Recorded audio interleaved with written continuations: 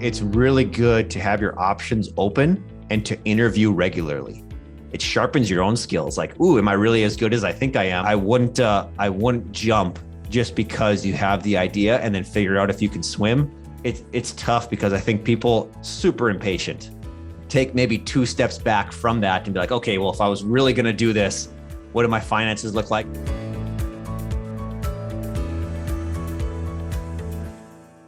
Welcome, everyone, to the Road Less Traveled Show. This is a show about people who were successful in a initial career and then went down a different path. And we're so glad you're here. I'm your co-host, Richard Coyne. I'm your co-host, Bill Zahller.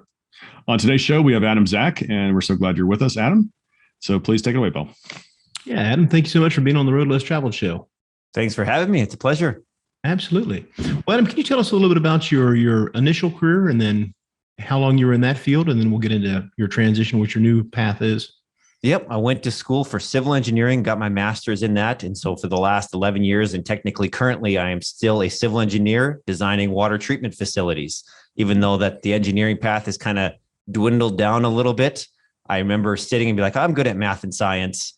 And I thought about going into like physicists or something like that. And I was like, well, they don't really get paid besides like the guys that calculate the velocity of a ball leaving the baseball field, which I didn't think the demand was too high for that. So I was like, oh, okay, maybe engineering's my thing. Just applied that. And I don't know that I really loved it. I just, hey, this is a stable job. I was almost like an accountant, a lawyer. And I just believed in the marshmallow test, where it's like, if you can just do some delayed gratification, don't eat that one marshmallow now, but if you can get 2 later. And so my father had instilled that mindset in me of just, you get a good career, you'll get paid well, and it'll pay off in the long run. Right. So that's your initial career. You started on that. So at what point did you transition and what path are you headed down now? I still remember like it was yesterday, like 7 years ago, I typed in, do I really want to be a civil engineer while I'm sitting at work on their servers, kind of assuming like somebody's going to be like stalking me. And of course they got way other, priorities to, instead of like going through my search history at work of like, do I really want to be a civil engineer? But it was just that thing of like, you go to school for 4 or 5 years, you're putting all the work, and it's like, all you wanted to do was get a good job. Okay. Then you got the good job. And then you're kind of like, just like, well, this isn't exactly what I wanted, or wasn't what I was expecting. And a lot of it was self-inflicted, almost playing like the victim mentality or the blame of like, oh, why aren't they doing this, better? How come I can't learn this? And it wasn't until I actually started taking personal responsibility and accountability. Man, that I always tell people I was like Adam 2.0. I picked up Stephen Covey's 7 Habits of Highly Effective People. And that just, whether that's that book, Rich Dad, Poor Dad, Think and Grow Rich, whatever it was, it just hit me at the right time. And I was like, oh my goodness, like, you mean my happiness actually depends upon myself? Like, right. It's not everyone else. And so then I started like trying to craft a career that I would be happy in. So taking on responsibility, or actually telling my boss, hey, I don't want to do this, or I do want to do that. And it, wasn't initially like I just got there, but like I got slowly like changing the path into something that I actually wanted to do, which I didn't think I had much control over before. So I went from the point of like really thinking about switching it to actually then enjoying my job, to then going to the point of like, okay, I still enjoy my job, but now I want something even beyond that. And what is that new path? So now it is real estate investing full time.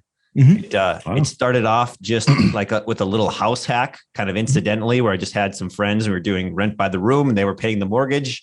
And I was pretty smart in school, and I kind of saw the financial benefits of it, but I didn't realize how big of a hack that was to be living essentially rent free. I still have that property today, can pull off like a $60,000 home equity line of credit on it and apply that to buy more rental properties. So that was in 2012, bought my very first property, but didn't buy the next one until 2017, 2018, after I kind of had this epiphany of the personal development, getting married, starting a family. So I have a 4-year-old, a 2-year-old, and one on the way. So like all throughout this last 3 or 4 years, man, I was just obsessed. Like I got hooked on just the entrepreneur bug, reading like $100 Startup. And I was like, man, there's just something else, because I was always trained to get a good job and then stash money away for retirement.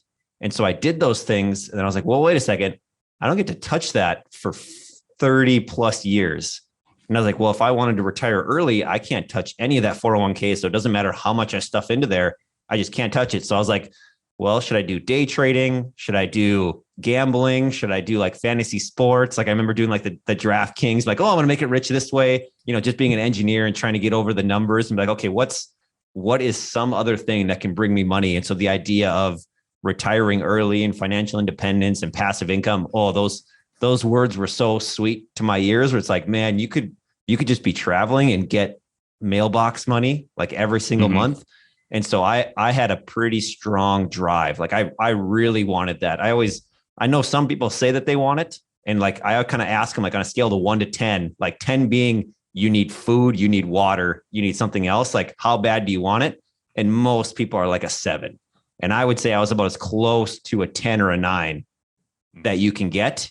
And that's a really big difference in my book, because a lot of people want it at a level 7. It's just that everything else is an 8, 9, or 10, and it'll just crush 7 or below. And so like, I really wanted that. And so like, even from, marrying my wife was the best decision that I ever made, because it opened my eyes to being something besides just the world of Adam. It was always, me focused. And so once I found this personal accountability, started taking care of my wife, realizing once you have kids, there's just that, once you become a father, there's just a whole other brain chemistry that's going.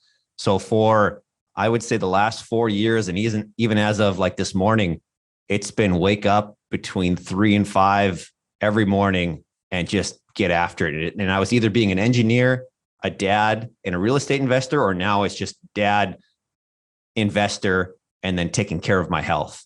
And so like I have some hierarchy of values, but really I don't leave much room for other stuff. So it's like, friends sacrifice a little bit, TV watching, entertainment, travel, all that stuff. Because it was, what if we can build this thing that we have 5,000 a month, 10,000 a month, 20,000 a month, whatever that means. And we're truly living a life of our own design. And so that just, it struck me so high. So my niche is single family homes, mostly long-term rentals, started doing flips recently, but really what got it into it was just started buying that first one with a partner. So I had, if you want to, I can jump into that right away on how I got into those. Yeah. So my first one was a house hack. And then the second one was, I bought a 3-bedroom that I thought I could convert into a 4-bedroom.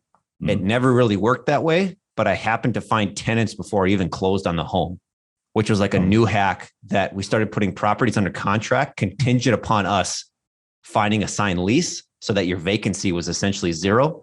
So I started doing that. That was kind of like one hack that we started doing. So that one went okay. But then I was like, well, you can only put 20% down so much. So I found a partner, and now I've been a partner on every single deal moving forward. I just love partnerships. So like the army of Adam only gets you so far, but with like minds, 2, 3, 4 people, whatever it is, like there's just such a multitude of counsel that goes with some synergy of just creating something better than what I could have done myself. So I'm such a huge fan of that, of whether you got legwork and they got capital, whether you got an engineering mindset and they have an art mindset, but just finding someone similar values and complementary skill set. That was so big. And I got lucky. My first partnership, that's our longest one, we didn't do like personality trait tests and like make sure we were watching March Madness together and be like, hey, I like basketball. Oh, you like real estate? Oh, I like real estate. It's almost like my 4-year-old at the kid, like, oh, you like Paw Patrol? I like Paw Patrol. Let's be friends. Let's do something fun together. So we bought the first property, and actually our first 4 properties, I think we'll make 0 money on. Like we were dumb. It was, you buy these 1,900 houses because they technically cash flow on paper. Well, you got to sink. So like, we put new windows in that place and you've lost your cash flow, for 4 years. So we learned a lot before, like we took action and screwed up, as opposed to getting the paralysis by analysis, which I'm super grateful for, but that can quickly knock you out of the game if you do it too many times. But boy, you start caring a lot. I just remember the roller coaster ride of like that first partnership property where we bought it, had to get like an inspection on the home. It never goes right. They're like, oh, you got to fix this railing, the windows, the furnace, this flooring, this crack thing. And it's like, well, that's like way more than what we were planning on doing. And so the rent won't cover it. But those 4, I'll call them duds, set the way of basically what not to do in every single property since. We've just kept getting smarter. That's it, right? There were lessons you learned, right? If you'd read about it, you might have been in the back of your mind, but actually experiencing it, those lessons are going to stick with you. like you said, going forward, it's always in the forefront of your mind now. And so, it's even if you break even on it, it was invaluable. It's what you'll be able to apply going forward in your business. Yeah. I think I stole it from Tim Ferriss, where he said, I could go spend 10 to 30 grand on an MBA, or I could go, and I'm paraphrasing, buy a real estate investment property for 20K, assuming you're not going to make any money on it. But that 20K is worth more than an MBA. And I was like, oh, that is so good. Cause you might actually make money on that thing, but just the true applicability versus the theoretical, man, that's huge. Yeah, jumping in the deep end, you've got to really get in there, get your hands dirty, and learn from what you're doing. Book knowledge is great, but at the same point in time, if you're not going to apply it, you're not going to really get the true value out of the lesson. So, hey, Adam, actually, you forgot to mention one particular source of thing you could have focused on for an income. You could have just played the lottery. That's a sure bet, right? That's right. One in a billion or something. Yeah, that's right. So, Adam, think back to your engineering career and all the things you did there. Is there a funny story along the way that made you kind of scratch your head and go, "Oh, I've got to expand. I got to do some new things." Yeah, there was one time where we were doing what's called pilot testing, and it showed the work ethic that we're putting into things, but it made me question a lot of things too. So pilot testing is like, so instead of building a 10 million gallon water treatment facility, you do it with 1 gallon, and you do it on like a little bench top and a scale, so you can measure things before you would invest $100 million. You just start with $10,000 and you're testing it. Well, because of how we rented out this equipment, we had to work basically 3 days straight, like no sleep, like kind of taking shifts. And so me and my colleague at the time, we were literally like changing at the water treatment facility. And one time we were doing what's called like an odor panel. So we're trying to make the water not smell. And so we had like all these different chemicals, and we had this panel that come in, they're supposed to sniff all the water to be like, oh, this one smells or this one doesn't, to kind of evaluate. And this is just one of many parameters of water, to kind of get the aesthetics. And so me and my business partner, we were actually like changing, and one of the clients walked in the door. Like while we're like, I always say like, oh, we were in our tidy whities, and like they walked in the door, and like these 2 engineers are literally like stripping down in front of them and being like, oh, am I in the wrong place or am I in the wrong door? And so we were pretty embarrassed to do that. And just thinking back, like, it just being a comical story, but it showed like the dedication that I had towards the job. Like this was a very rare thing. They didn't really ask me to do it. We were just going above and beyond. But I thought, you know what, if I'm going to put in a 40-hour week and they give me a boy, maybe $100 or something like that, I was like, boy, that's not like any equity. The clients, like the value that I was providing at that point, because they bill me out at 3 times whatever, or 4 times my billing rate. They're paying me $25 an hour and they're billing me out at $100 an hour. I was like, so I just made them X amount. And, this is when I kind of graduated. I was like, yeah, they have overhead costs or they have different things, but I was like, I am just, going above and beyond to kind of make them happy. And yes, they give you some recognition, and they're still a fantastic company to work for. It just got me thinking that I am really working for someone else in this scenario. Yeah. And if I'm going to embarrass myself, I'll do it in my own business. Right. Yeah. Grant Cardone talks about something along that line. And again, I'm going to loosely paraphrase, but it's you're either working to build your own future and your own wealth, or you're a tool to help somebody else in building their wealth. So. Yeah. Absolutely. Yeah. Well, you kind of touched on there, Adam, for a second, but just go a little deeper in that. What was it like a deciding factor for you to get out of the engineering and into? You said like you read the 7 Habits of Highly Effective People. Kind of a entrepreneurial mindset kicked in, and was there any one particular aha moment you're like, I've definitely got to get down this path and switch? I think it's funny because I would call them when Adam wanted to leave, and then when Adam actually believed that he could lead. Like the first rental property, I was like, this is it. I made it, right? Like I'm done. I got one cash flowing property and it makes me $200 a month. I can just do this forever. And I should quit my job like tomorrow. And my wife was like, yeah, that's not smart. Like, don't do that. Like maybe have like a 3-year plan, maybe like a 10-year plan. So then as I slowly worked on it, we got to this, okay, turns out, yeah, some of the properties aren't actually making money. So that was like a humble pie to eat, and be like, oh, by the way, you need reserves. Thank goodness we had this great W-2 job that's like fueling all my investments. It was like, okay, that's good. So don't get fired. Don't leave, because I don't have any active income at the time. Like I couldn't work harder and make more money. in real estate investing because I was trying to build passive wealth, which if you're buying properties, either takes capital, or at the time, I didn't even know about raising other people's capital. I didn't know I could borrow from other people. So it's like, well, I just need my own capital. So it's like, okay, well, don't do that yet. So we kind of came up with this. I think it was like a 10-year plan in 2017, which, we were able to accomplish in about 3 years, where it's like, hey, we want this amount as a financial income. And once we stopped putting money into the business in 2020 and started pulling money out of the business in the latter part of 2020 or the other part of 2021, we're like, hey, this actually has rent minus all of our expenses, true cash flow plus reserves. Me and my business partner can start paying each other, like not our full salary, but like a 50%. Hey, you can live off of this. Mm-hmm. And once the numbers got real, it became like okay, sit down with the wife, like show her where all the numbers are coming. And it was like, by the way, we're potentially making less in cash flow, but we always go through 3 measures. It's cash flow, net worth, and liquidity. Mm-hmm. And it was, okay, our cash flow is less, but look at our equity. If you're tracking it on Mint or whatnot, like this equity is going way up. And then liquidity, being able to pull home equity lines of credit or different things, like you kind of, if you're only focusing on how much you're bringing home each month, like that's one thing, but convincing my wife, and I say convincing because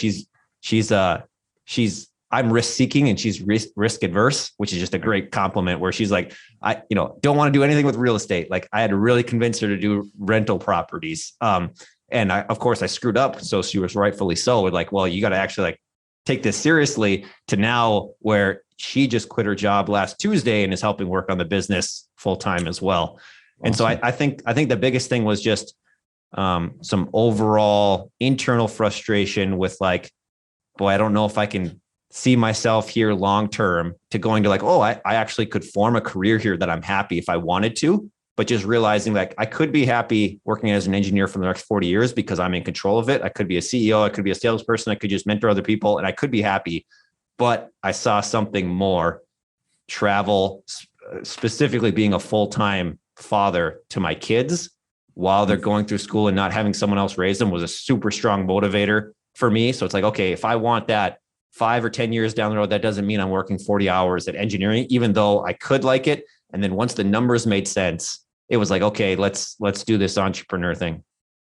Awesome. I think it's great. I mean, I know Dave Ramsey has something similar. He talks about, live today like no one else, so tomorrow you can live like no one else, as it reverses. Like you said, if you give it some traveling now as you build this out, but you're building, as that snowballs and continues to generate more and more passive income, then at some point in the future, you'll be able to do, everything you want. You can, with your travel with your family, and you can combine all that because you have the passive income. You put the effort in early to build your business, which you like the W2 job, if you don't show up after all your vacation, they're not going to pay anymore. So. And I got a great piece of advice. So I'm in multiple masterminds, and one of them was called Total Life Freedom. And one of the individuals there was a former engineer who worked for GE, and now he's doing his own cleaning business. But he called me up and he goes, Adam, don't do what I did. He goes, I basically took work for granted, did my side hustle until they fired me. He goes, honor work in what you're doing, so that you don't personally feel bad, like when you're leaving or if you get fired, or don't give them the short end of the stick. And at that point, just being a Christian myself, or just having, the overall ethics, I could see myself slowly slipping, being like, well, really they're only, you could justify your timesheet. You can justify a lot of stuff. And I found myself slipping, but I was like, you know what? I'm going to make sure that if I tell them I leave, they are extremely sad that happens. Right. And so giving them the better end of the deal was just a great piece of advice that I learned, so that when I did tell them that I was leaving, they're like, well, what would it look like if you stayed? And so then I got to negotiate, the terms, the hours, the schedule. And we were joking about it beforehand. So like, it was the beginning of this year, 2021, that I told them I was just going to be done. And they're like, well, what would it look like if you did 20 hours a week and just like slowed down? And I gave them $1 per hour. That would be like the second highest paid like in our company. And they still took it because I was only working like 20 hours. So like to them, it's inconsequential, from a dollar amount, but I didn't want any benefits. I didn't want retirement, didn't want anything. I was like, just here's what I think I'm worth at $1 per hour value. And they're like, oh, that's great. and they were willing to do it. So I was able to work, just get cash flow, figure out the benefits on myself. Cause I feel like that's a huge fear. It's like, oh, I don't have health, dental, or vision. And so I wanted to learn that in 2021. Okay, what's my max out deductible? How much do I actually have to pay? How do taxes work? Because it was really nice to be able to still work, make money, but be on my own for benefits, because that I think is just a huge stumbling block for individuals. So I didn't jump on my spouse's. We went through I think it's healthcare.gov or whatever the exchange is. We bought the insurance. We knew what our max, out of pocket was. We stuffed an HSA with, hey, we can't spend more than $14,000 as a family this year. So that was like, just set that aside. And then it turned into a number as opposed to this weird health benefits, right? We put down 14 grand, doesn't matter what happens. We're not going to spend more than that, regardless of if it's cancer, if it's chemo, if it's death, if it's disability, whatever it is, like we're not going to spend more than 14 grand this year. And that made it very real for me to be able to make that leap or that transition. And so then as we started doing that, now we just had our planning budget for 2022, and I budgeted for 55 hours for 2022, which is like 1.02 hours a week. And so I luckily, have forged that great relationship where I'm at 50 hours a year, I'm still valuable to my employer. At the same time, I get to use the office, their phone, their computer, their setup. So like, I feel like it's a win-win, but if I hadn't given them the better end, and let's say I just mailed it in for 2020 and just slowly got fired at 2021, like I wouldn't have had this nice cushiony runway into 2021. Right. That's I think nice. it's great advice. Yeah. Yeah, it's great. It speaks to your character. That's great how you work that relationship with your employer as well as, and now you're reaping the rewards for treating them right. So great. So Adam, you talked about how the first couple of properties that you did were kind of duds, but can you talk to some other obstacles that you encountered when you were really kind of moving heavily in the direction of the real estate? Sure. Yeah. I mean, so I'll tell one story of like where we almost got out of real estate, and then some of the struggles that we've had of growing. So our very first property, when we turned it into a rental after we moved out of the house hack, the first spring, the tenants flooded the basement. Ooh. And of course, it was a weekend. It was a Sunday night. My wife and I are pulling up carpet in this basement, and we looked at each other and we're like, this is why we're never doing real estate again. Right. Like, so like famous words in whatever it was, like 2017 or 2016. I can't remember the exact year, but it was like, we're never doing real estate again because of this single moment. And now you look back and we have 40 some properties that are bringing in whatever. And it's like, boy, we almost just called it quits just because of either that one incident or we didn't manage it, but it was like, just consistent and persistent and stay the course. Like, this is what's going to happen. And so once we got through kind of those first duds or this next one, then it's like, okay, we're starting to get smarter. We're starting to find a deal like, oh my goodness, we're actually making money. And then we caught on to this idea of having college kids go find a home and then us buy it for them. So that was almost like a turnkey rental. They're like, oh, you find a $200,000 house, you pay $2,000 a month, and I'll just go buy that house. The same day we close is the same day that you move in. Mm-hmm. And so that worked for a while until they started moving out. Then we had turnovers and we couldn't quite get $2,000 a month. So then we pivoted into this rent to own niche where we found these people that wanted to get into homes that the bank told them no, but they're self-employed. So their taxes are like 2 years or 3 years behind. They're making like $100,000 a year, but they have to show it for 2020, 2021, and 2022 before they'll get a conventional loan. So we started buying a $200,000 home for them. Then they rent it from us with the option to buy.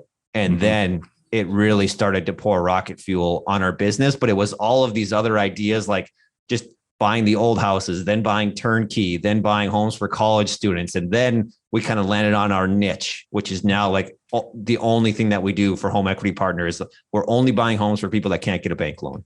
And once we were just like solely focused on that, everything became so much clearer. And so it's tough when people are like, oh, find your niche right away and like get into it.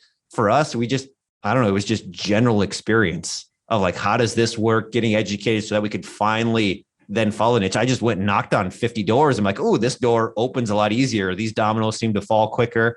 And so I think early on, this idea of getting into your niche or really honing your craft, maybe it works for someone, but for me, it's almost just like become like a startup or a jack of all trades where you got to be the salesperson, the operations, and the finance, because you have to really understand how every piece of it works. as opposed to just going into like, oh, I'm only going to do Airbnb. Well, that's great. And you can focus on that.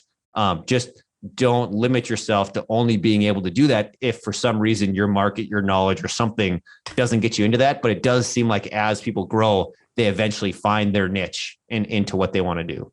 Mm-hmm. Yeah, absolutely. Yeah, we talk about that a lot too, that, that people go to the local RIA meetings, and they're all excited. They, somebody comes and talks about note investing, and then, it's house hacking, and then, senior living, and it's all exciting because they're excited about it. They're making money at it, and people kind of go really wide versus going deep. But I think it's good to, like you're saying, get a good base and see what's all out there and see what, speaks to you and you have an interest in learning more. But once you pick something, like you finally landed on what you really want to do, and then go deep into that, and you become an expert in one particular field. Mm-hmm. So Adam, when you were kind of mentioning, it was the first victory or the real win that you knew you're on the right path? Was it buying the initial house, even though you had some setbacks with that, or was it when you finally picked the niche as far as the rent to own side of it? What would you? If I had to pick one thing, I remember my business partner and I having a conversation. We were buying in this case, it was a fourplex. Mm-hmm. And at the time, so besides our single family homes is our niche, and we don't like fourplexes, but for this particular one, we bought it for like 170 or something like that. And my business partner says, hey, the appraisal's back. Guess what it came in at? I was like, 150. And he goes, higher. I was like, 170, higher. And I was like, 190, higher. And so I was getting super excited. And I was like, 210. He's like, higher. So it appraised at 230. And that was the one time I was like, we bought a house for 160 that's appraised for 230. And I was like, whew, like, can you theoretically make 50 grand? Like, just like that. And then for me, from there on is like, that was a mindset. Cause it was, okay, instead of buying $150,000 house, putting 20% down, getting $130K mortgage, paying off your debt principal and maybe making $100 a month. It was like, ooh, like I almost made half a year's salary by a transaction. And then that got me pretty excited. Turns out that appraisal was just completely bogus because we did the appraisal later and it didn't get anywhere near that. But just the idea of like, hey, like if you're doing this for yourself, like you reap what you sow, you can find a deal, you can make just an incredible amount of wealth just by doing this. And so that was probably the biggest or the first aha that was, got me most excited. But once we got onto this home equity partner buying homes for other people, we got onto like the local Shark Tank, we got some grant dollars to do some things. And people are like, hey, this is a really unique idea. I don't know many other people doing this. That was like, I'm all in. Oh, that's great. Cool. Yeah. Cool. So Adam, in your new real estate world, is there a funny story? Not the basement flooding. That's not a good story, but anything funny you can share? So there was a time. So as we buy these homes for people, we don't oftentimes meet them. So we're like a mortgage, almost kind of like a private mortgage where like you don't necessarily see your banker, but you talk with them and you email them. And we got to the closing table. And this is the first time I'd ever seen this person that we're buying a house for. We're closing on it. We're giving them the keys. And it was after this initial awkward, like, hey, are you Adam? Like, are you like the person buying this house? I just remember sitting there and like, this is like one, I probably should like done a video call or something else, but like, we were literally like showing up at the same time, almost like you just meet somebody at a Walmart and you're exchanging like a couch. But this time we're actually buying them a piece of real estate. We'd be communicating over a phone call or an email, but it was the first time we saw each other. And it was just this, hey, I'm Adam. And they're like, oh, I'm Sally. Right. And it's like, oh, okay, good. Like you do exist. Like this is fantastic. Right. Like I'm not getting bamboozled and I'm showing up at this closing company and sending money. And, after that, there were some hugs and photos and different things. So for me, just having that kind of weird, awkward moment where you're like, oh, I may have screwed up. And like, I should have like sent him a photo or we should have done like some business cards. So like, we kind of know, because this is like when somebody's buying a house, it's a big deal. Like like an agent, bankers, insurance or something like that. So like when we held all the cards, but like really kind of held it to the last second of like revealing who we were, it was a little bit awkward and probably a lesson learned of what we should have done. Okay. That's funny. Thanks. Well, Adam, where are you today in your journey? You said you had you had acquired over 40 homes now, single family on this process. So where are you today, and where's your vision for the future as you grow this, scale it out? Sure. So right now I have two companies. One is the home equity partner, which buys homes for people that can't get the bank loan. And within that entity, we have about 30 properties. Okay. And so with that one, it's maybe gross revenue of about 50 grand a month, just like gross rent. And then on the other side, we have what we call equity flip, which is funding other people's deals that can't get hard money or bank loans. So almost being like an equity partner on single family home flips. So we have 11 of those going at this point. So this was kind of the main thing that got me to go. And then I realized once I'm not putting my own capital into the business, I kind of wanted to start putting my capital to work. So I'm becoming a beginner again, where I feel like I'm an expert in this and screwing up a lot of the equity flip, things. Cause it's like, buying properties in 6 different states where you're not local and trying to deal with contractors and post-COVID world and labor shortages. Like, I'm getting to learn a lot about that. But the big vision is for Home Equity Partner, where we can create a matchmaking platform between people that can't get a bank loan and investors with a really good W-2 job. And the vision that we're hopefully going to go for some venture capitalists this next year and get some funding to build this out is I imagine a March Madness bracket. You got people who can't get a bank loan on one side, and you got doctors, lawyers, attorneys on the other side. And these people are gonna be like, I want a $200,000 house. I'm willing to pay $2,000 a month. Here's my credit score. I'm going to put 10 grand down, 20 grand down, 30 grand down, 2 grand down, whatever their qualifications are that they want to get into a home, but they can't get a conventional bank loan. Cause I feel like that already exists on the matchmaking platform with Fannie Mae or the secondary market and loan officers. And so our goal is to be the rent to own solution for that matchmaking process, so that you can have people have turnkey rental properties that are almost acting like a contract for deed or a lease option or a private mortgage for all these people that want to get into homes that just can't get a bank loan, but don't want to rent, where you can do some shared equity with us being kind of in the middle. And that way we don't have to own the property, but we can just help both sides. So we've recently started doing that, but haven't applied the technology to get like a roof stock or a bigger pocket. So like a platform where it's like super automated. Right now we're just playing telephone operator. Hey, tenant buyer here, connect with investor over here. So to scale, if we use some technology and the demand, which I didn't realize how many people do rent to own homes a year. Like I learned of like Divvy Homes or Home Partners of America, and they're doing thousands and thousands of homes a year in the metros. And I was like, okay, there clearly there's demand either post-COVID or when people get their taxes done, like just not being able to show it and get the bank loan. So that's the goal, is to serve that niche and really build that into a multi-million-dollar business. Oh, that's great. Very nice. Yeah. Are you going to build the other one out too, as far as the equity partners? Is that do you see that being like 10%, 20% of the business going forward as you grow that? Or is it just kind of a learning thing now and you'll kind of figure that out as you go? Yeah, I think right now it's the learning phase where I'm kind of being a beginner at it. Some stuff is being complete flops. Some stuff is going well, but it's same thing. Got a business partner. And the idea is, okay, who are you really helping? Here it's people that are like, I could not have gotten a home unless you guys existed. So like getting really specific on that person. The same thing as somebody finds a deal and they're like, this is a smoking deal, but I have zero capital to put into it. And so if we fund the deal 100% and take some sort of equity stake in it, as opposed to just doing debt financing, like then I'm helping that individual get into flipping who would have never, ever been able to close the deal. And so it's helping those people that I'm most passionate about.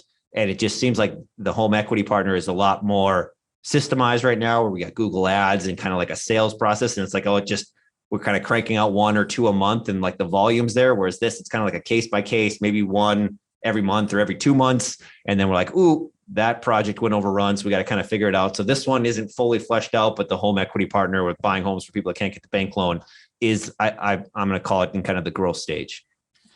That's a huge service that you're providing to folks. I mean, when you are independently employed and a 1099, you're right. A lot of times that track record and monthly income that, the banks, of course, only think in a box. They're so narrow in their evaluation criteria. And if you're on the line or outside the box, then no way you're not going to get a loan from them. So that's awesome that you're doing that.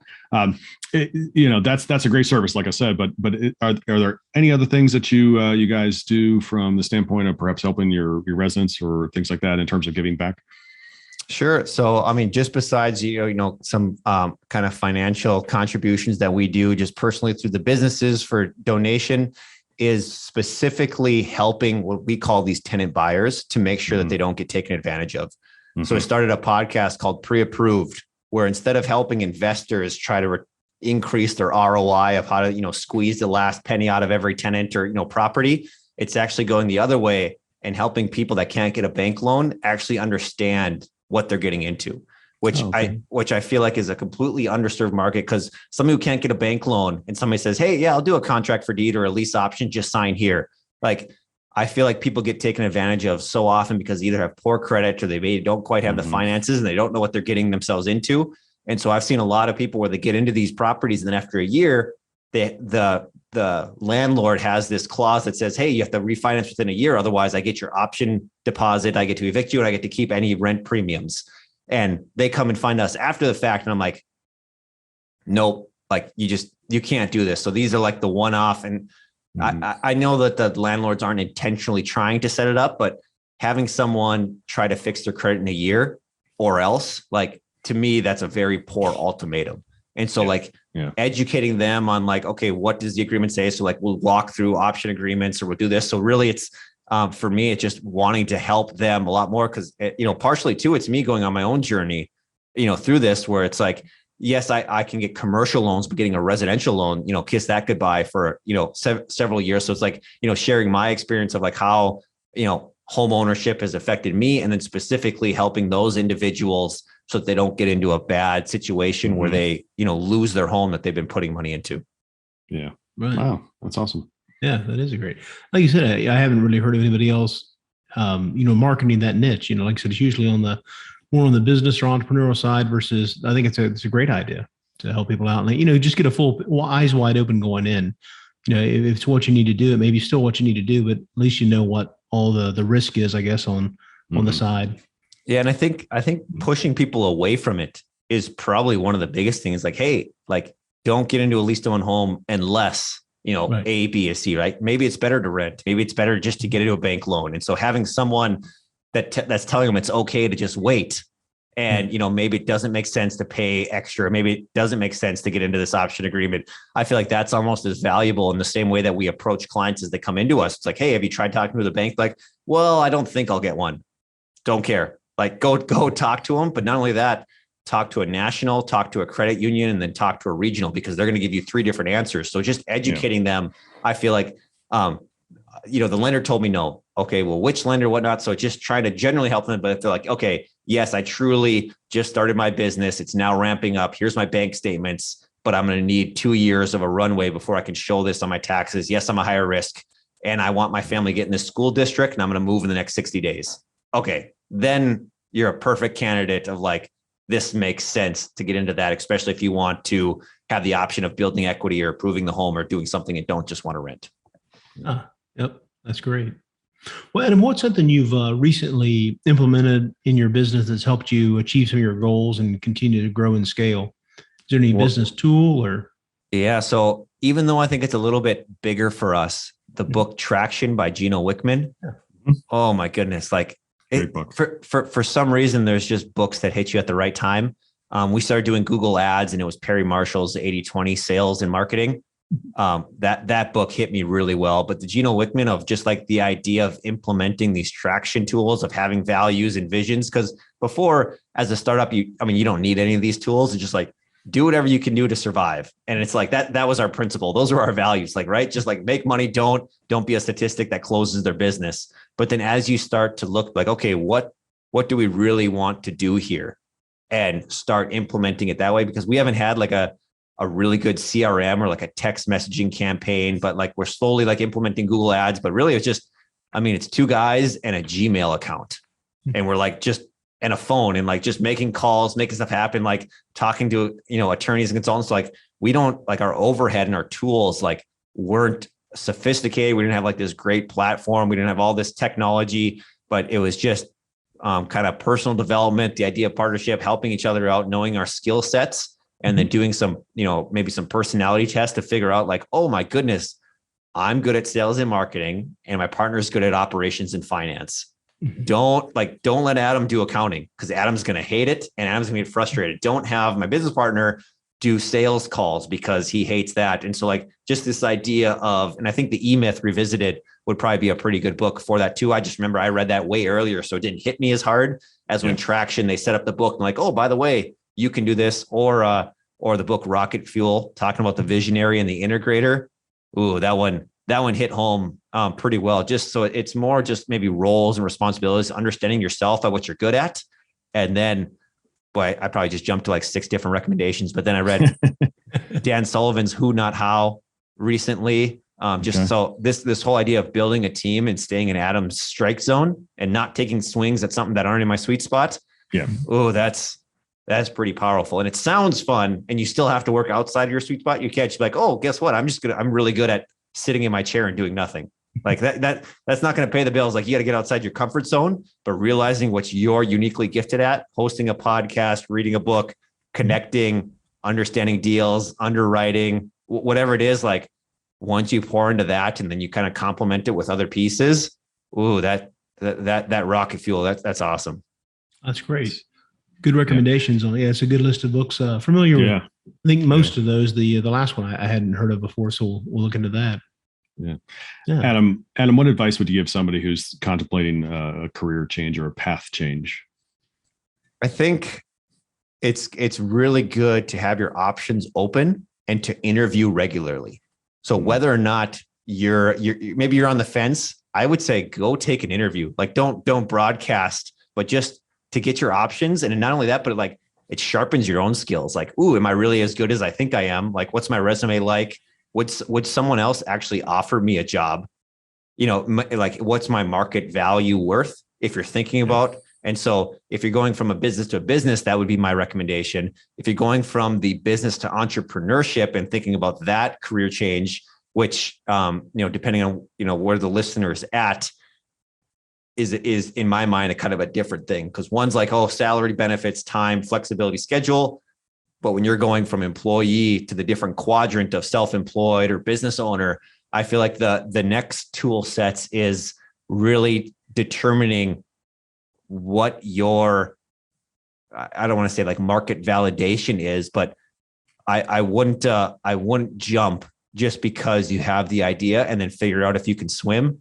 The analogy of like, get the boat at least really close to shore before you jump off. Cause you could swim from 500 meters out, but it's going to be a lot of work. And maybe you beat somebody else there, but it sure is really nice when you can pull up to the dock, tie it off and be like, all right, I'm good to go. And so it's tough because I think people, including myself, super impatient. All of this stuff seems so nice. It seems greener. Oh, if I just quit my job today, I'm sure if I spend 40 hours a week at this side hustle, I could get, way more than I'm getting in the 40 hours a week. And somebody at some point might need that if they're like going to the gym, they're motivating and they're running on a treadmill, like, yes, I'm going to do this. Right. And somebody's like, giving the motivation talk. When you think about it from a financial sense, like I like that mentality, but take maybe 2 steps back from that and be like, okay, well, if I was really going to do this, what do my finances look like? Am I going to live with my parents for a little bit? Am I going to, build up a cushion just to make sure? And I love kind of another quote that I gotten where it was like, okay, so in my case, it was an engineer. Assume you left your job and things didn't go well. What would you do? And I was like, oh, I'd probably go into engineering. He goes, so that's your worst case scenario. It's like, yep. He's like, so you're living your worst case scenario right now. And I was like, ooh, that one hurts. And so it's like, why not try that path, assuming that you're a valuable employee and you can have that window back, like that experiment can just yield so much fruit. Mm-hmm. That's great. Yeah. Excellent. Well, Adam, what's the best way for listeners to be able to get a hold of you and find out more about what you're doing? Sure. I would say if it's on the home equity partner front, you can just email team@homeequitypartner.com. And if it's anything on the equity flip side, it's adam@engineeringrei.com. Very good. We'll put those in the show notes below so people can reach out and connect with you. Absolutely. Well, Adam, we really appreciate you being on the Road Less Traveled show. Enjoyed the conversation. We wish you continued success. Great questions, and it's been a pleasure. Thank you. Adam, thank you so much for being on. We also like to thank our listeners. Please continue to give us a 5-star rating so we can bring you more great content like our discussion today with Adam Zach. And we'd also like to thank Park Capital Partners that sponsors the show. And reminder about the Park Capital Partners Foundation, that is a 501(c) nonprofit that we've created that enables an investor, when they invest with us, we will make a donation to honor you to a charity of your choice from a list. And also, we've also opened the Park Capital Value Add Fund. That is a 506(c) that is open to helping us and the investors buy more apartment complexes around the country. Thank you again, Adam, for being on. And remember, folks, the road less traveled may be calling you. We recommend that you listen and take action. Thanks for joining.